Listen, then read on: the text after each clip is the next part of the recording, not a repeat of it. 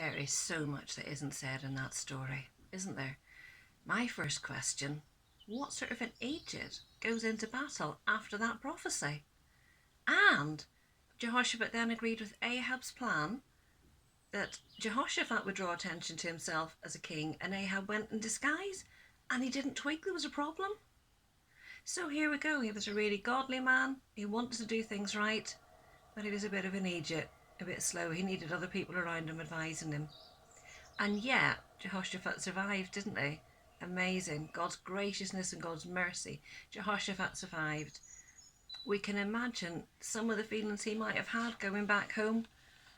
Part of me kind of hopes he felt a bit foolish and resolved to do things right next time round. Now, I'm sure many of us have found out the hard way we should have listened to God all along, and it would have been better to agree with God instead of people pleasing. If this is something that you're thinking about, oh gosh, I remember the time when, and just recently I did this and it didn't turn out right because I didn't agree with God's ways and God's plans. I bet some of you got some great stories about daft things that you've done and decisions that you made that you regret to people please. If you do, I'd love you to share them. Maybe just with the people in the room with you, so you can press pause and say, I've got a story about that.